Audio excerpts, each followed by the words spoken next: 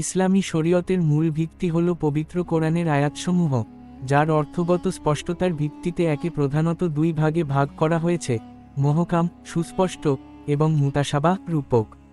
সূরা আল ইমরানের ৭ নম্বর আয়াতে মহকাম আয়াতগুলোকে উম্মুল কিতাব বা কিতাবের মূল ভিত্তি হিসেবে অভিহিত করা হয়েছে। মহকাম আয়াতের অর্থ অত্যন্ত পরিষ্কার এবং সরাসরি, যা বুঝতে অন্য কোনো ব্যাখ্যার প্রয়োজন হয় না। ইসলামের মৌলিক আকীদা, হালাল হারাম এবং আইনি বিধানগুলো সাধারণত এই শ্রেণীর অন্তর্ভুক্ত। আমাদের আলোচনায় উঠে আসা কয়েকটি গুরুত্বপূর্ণ মহকাম আয়াতের উদাহরণ থেকে এর গভীরতা বোঝা যায়। যেমন, সূরা কাফিরুনের ৬ নম্বর আয়াতে বলা হয়েছে, তোমাদের জন্য তোমাদের দিন, আর আমার জন্য আমার দিন। এই আয়াতটি ধর্মীয় সহাবস্থান এবং নিজের আদর্শে অবিচল থাকার এক চূড়ান্ত ও স্পষ্ট ঘোষণা।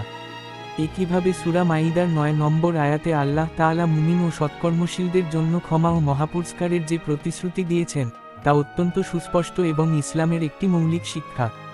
পারিবারিক ও সামাজিক বিধানের ক্ষেত্রেও মহকাম আয়াতের গুরুত্ব অপরিসীম।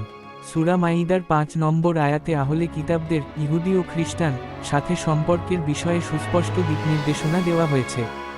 এই আয়াতে তাদের জবাই করা পশু ভক্ষণ এবং তাদের সতীসাধ্যী নারীদের বিয়ে করা বৈধ ঘোষণা করা হয়েছে। এটি একটি সুনির্দিষ্ট বিধান যা পালনে কোনো অস্পষ্টতা নেই এবং সরাসরি আমলযোগ্য। কোরআন মাজিদে মোট কতটি মহকাম আয়াত আছে, তার কোনো নির্দিষ্ট সংখ্যা ঐতিহাসিকভাবে নির্ধারিত নেই।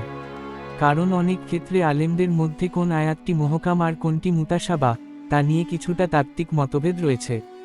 তবে সাধারণভাবে কোরআনের সিংহভাগ আয়াতকেই মহকাম ধরা হয়, কারণ কোরআন এসেছে মানুষের হেদায়েতের জন্য, আর হেদায়েতের বাণী স্পষ্ট হওয়াই বাঞ্ছনীয়।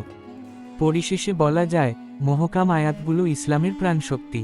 এগুলো সত্য মিথ্যার মধ্যে পরিষ্কার সীমারেখা টেনে দেয় এবং সাধারণ মানুষ সরাসরি এই আয়াতগুলো থেকে দিকনির্দেশনা গ্রহণ করতে পারে। এই আয়াতগুলোর ওপর দৃঢ় বিশ্বাস রাখা এবং সে অনুযায়ী জীবন পরিচালনা করা প্রতিটি মুমিনের জন্য অপরিহার্য।